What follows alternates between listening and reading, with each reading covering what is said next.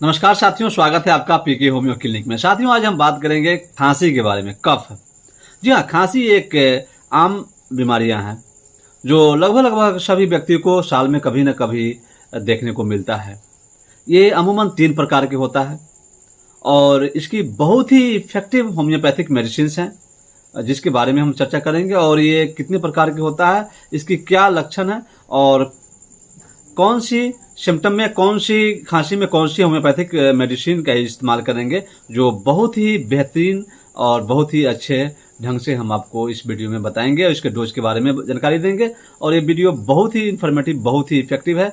आप वीडियो को स्किप मत कीजिए, वीडियो को पूरा देखिए। और मेरे चैनल में नए हैं तो मेरे चैनल को सब्सक्राइब कर दीजिए, लाइक शेयर और कमेंट करना ना भूलिए। तो आइए शुरू करते हैं खांसी अर्थात कफ के बारे में। तो सबसे पहले हम जानते हैं कि खांसी है क्या। खांसी एक हमारे शरीर में आने वाले इन्फेक्शन को रोकने के लिए जो प्रक्रियाएं की जाती है, क्रियाएं, प्राकृतिक क्रियाएं हैं, ये जो प्राकृतिक क्रियाएं की जाती है उसे हम खांसी कहते हैं। जैसे मान लीजिए कि आपके शरीर में, आपके कंठ में या फेफड़ा में कोई बाहरी इन्फेक्शन प्रवेश कर गया है तो शरीर उसे बाहर की ओर निकालेगा। कैसे निकालेगा? तो खांसी के द्वारा। तो जैसे ही आपको बाहर की ओर खांसी के द्वारा निकलता है तो आपको समझना चाहिए कि आपके अंदर कोई वायरल इन्फेक्शन, कोई बैक्टीरियल इन्फेक्शन या किसी धूल कण के कारण या किसी भी कारण से आपके फेफड़ा में, आपके गले में इन्फेक्शन पहुंच चुका है, जो आपके शरीर को क्षति पहुंचाएगा, जिसके कारण आपका शरीर उसे रिफ्लेक्स कर रहा है बाहर की ओर। तो वही रिफ्लेक्शन जो होती है वो खांसी कहलाती है। तो आइए अब हम बात करते हैं खांसी कितने प्रकार की होती है। तो खांसी अमूमन 3 प्रकार की होती है, 3 types of cough.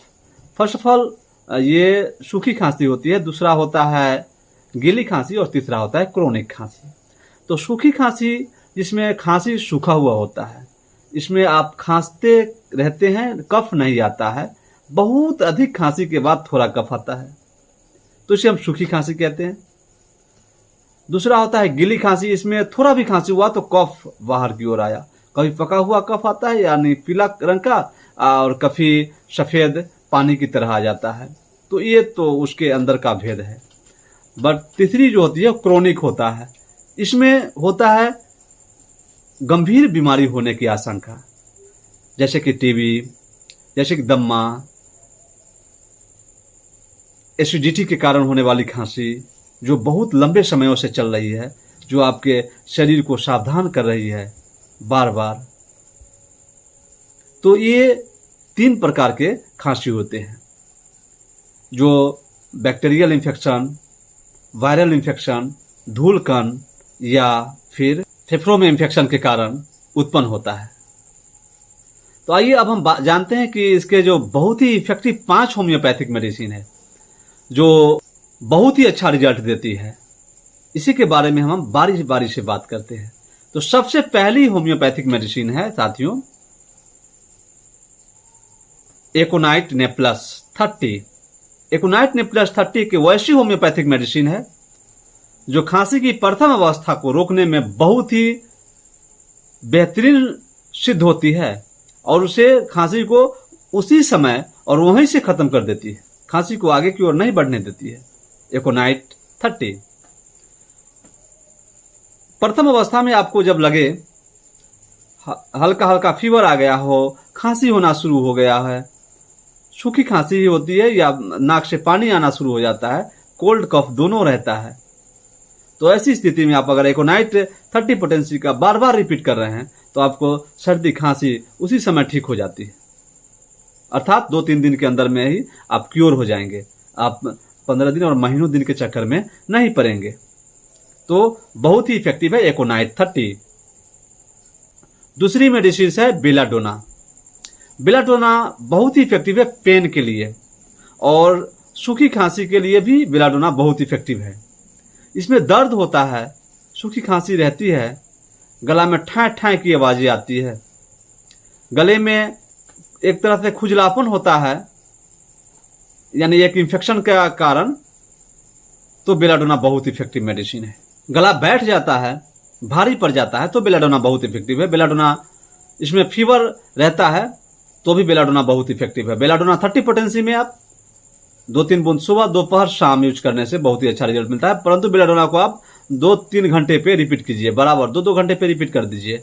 Belladonna 30 potency में 2-2 घंटे पे लीजिए, तब तक लेते रहिए जब तक कि आपके गले का खराश, आपके सूखी खांसी में बदलाव न हो जाए। अर्थात 2-3 दिन तक लेंगे तो आपको राहत मिलना शुरू हो जाएगी। तीसरी मेडिसिन है साथियों bryonia. Bryonia album is the best medicine, और ये भी सूखी खांसी के लिए बहुत इफेक्टिव है।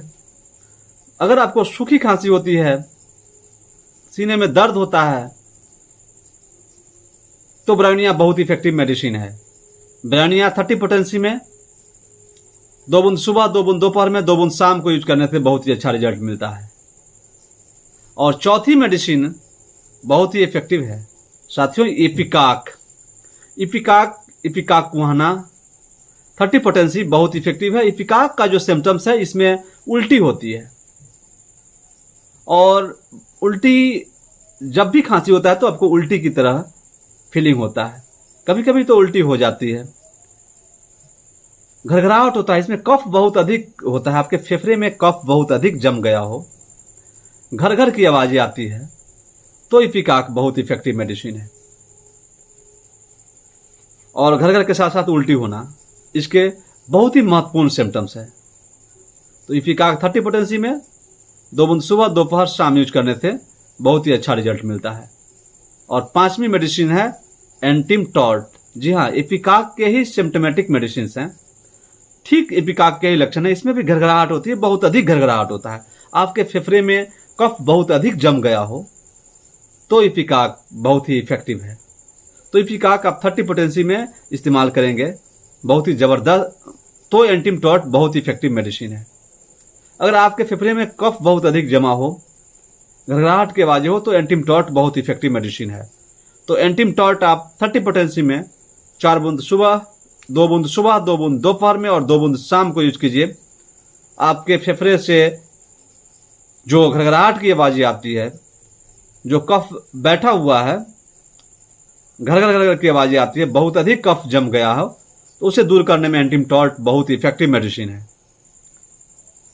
बच्चों में अगर साथियों घरघराहट की आवाजें आती है, तो 2 मेडिसिन बहुत इफेक्टिव है इसमें। पहली मेडिसिन है ब्रायोनिया एल्बा, और दूसरी मेडिसिन है एंटीमटॉर्ट। अगर हम अल्टरनेट करके ब्रायोनिया और एंटीमटॉर्ट छोटे बच्चे को दे, जिसे निमोनिया के लक्षण आते हैं और घरघराहट होती है, तो अमूमन बहुत जल्दी ही बच्चा ठीक हो जाता है। एंटीमटॉर्ट और ब्रायोनिया बहुत इफेक्टिव मेडिसिन है साथियों। तो ये थे खांसी के बहुत ही महत्वपूर्ण, जिसमें हम डोज के साथ ही आपको जानकारी दिए हैं। तो आशा करता हूं कि आपको ये वीडियो समझ में आ गया होगा। समझ में आ गया होगा तो ऐसी नॉलेजेबल वीडियो लेके आता रहता हूं।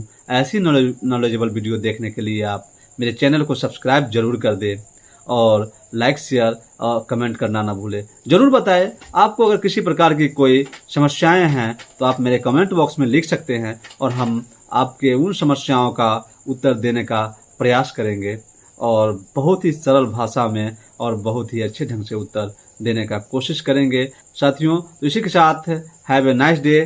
Thank you so much.